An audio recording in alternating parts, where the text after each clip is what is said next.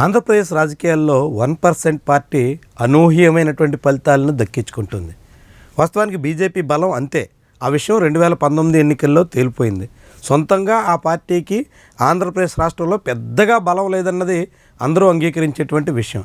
అలాంటి పార్టీకి కూటమి కారణంగా ఇప్పుడు దక్కుతున్నటువంటి పదవులు చూస్తుంటే ఆ పార్టీ ఏ రీతిలో బలపడేటువంటి ప్రయత్నం చేస్తుందో అర్థమవుతుంది.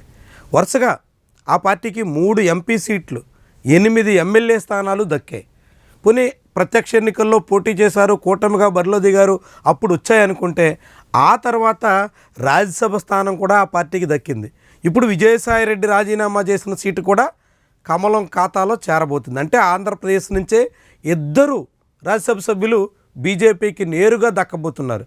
తెలుగుదేశం పార్టీ కూడా 2 రాజ్యసభ సభ్యులు ఇప్పుడు ఉన్నారు, బీజేపీకి కూడా 2 రాబోతున్నారు. అంటే బీజేపీ ఏ రీతిలో ఆంధ్రప్రదేశ్ రాజకీయాల్లో కూటమి కారణంగా లబ్ధి పొందుతుందో మనకు అర్థమవుతుంది. ఇది పక్కన పెడితే ఇప్పుడు శాసన మండలి సొంతంగా బీజేపీకి 8 అసెంబ్లీ స్థానాలు ఉన్నప్పుడు ఆ పార్టీకి మండలిలో సీటు తగ్గే ఛాన్స్ లేదు. కానీ కేవలం 5 సీట్లు ఖాళీ అవుతున్నటువంటి ఈసారి ఎన్నికల్లో పట్టుబట్టి మరీ ఒక సీట్ని బీజేపీ కైవసం చేసుకుంటుంది. ఆ పార్టీ తీవ్రమైనటువంటి ఒత్తిడి పెట్టి మరీ కూటమి నేతల్ని తనకు అనుకూలంగా మలుచుకుంటుంది. చంద్రబాబు మీద చాలా ఒత్తిడి ఉన్నప్పటికీ, టీడీపీలో చాలామంది ఆశావాహులు ఉన్నప్పటికీ, అనేక మందికి మాట ఇచ్చి వాటన్నిటిని నెరవేర్చాల్సినటువంటి అవసరం ఉన్నప్పటికీ కూడా చంద్రబాబు తన మాట తీసి గట్టున పెట్టి బీజేపీ మాటని అనుసరించాల్సినటువంటి పరిస్థితి ఆంధ్రప్రదేశ్ రాజకీయాల్లో కనిపిస్తుంది. బీజేపీ కాకుండా తన సొంత పార్టీ నాయకులకి, అనేక మంది ఎన్నికల్లో పోటీ నుంచి తప్పుకుని టికెట్లు త్యాగం చేసినటువంటి వాళ్ళకి సీటు ఇవ్వాల్సి ఉన్నప్పటికీ వాళ్ళందరి ఆశలు ఒమ్మి చేసి ఇప్పుడు చంద్రబాబు బీజేపీకి అనుకూలంగా వ్యవహరిస్తున్నారు. తద్వారా శాసన మండలిలో కూడా బీజేపీ ప్రవేశానికి చంద్రబాబు తలుపులు తెరిచారు. అట్లా కూడా బీజేపీ లాభపడుతుంది. మొత్తంగా ఆంధ్రప్రదేశ్ రాజకీయాల్లో ఆ పార్టీకి సొంత బలం లేకపోయినప్పటికీ తెలుగుదేశం, జనసేన కారణంగా ఇప్పుడు బీజేపీ ఎంపీలు, ఎమ్మెల్యేలు, రాజ్యసభ సభ్యులు, ఏకంగా మండలిలో సీట్లు, ఇలాగ అనేక రకాలుగా అన్నింటా తమకు అవకాశాలు దక్కించుకోవడంలో ముందు పీటిన నిలుస్తుంది. దీనికి కారణం కూడా తెలుగుదేశం పార్టీ వైఫల్యం, తెలుగుదేశం పార్టీ నేతల బలహీనతలే అనేటువంటి అభిప్రాయం కూడా ఉంది.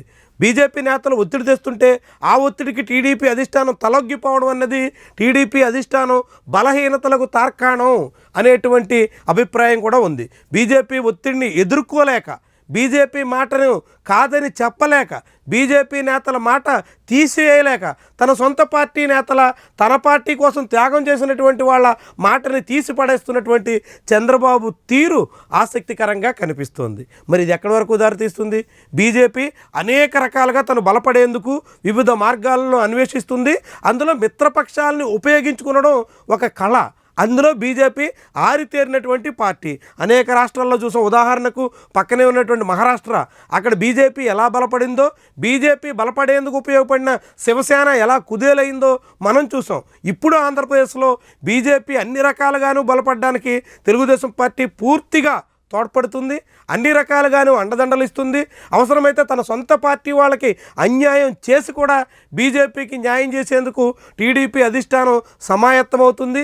ఇదంతా ఎక్కడికి దారితీస్తుంది? చివరకు టీడీపీ ప్రస్థానం ఎటు మళ్ళిస్తుంది? బీజేపీ బలపడితే టీడీపీకి ఎలాంటి ప్రమాదం ముంచుకొస్తుంది? చూడాల్సినటువంటి అంశం.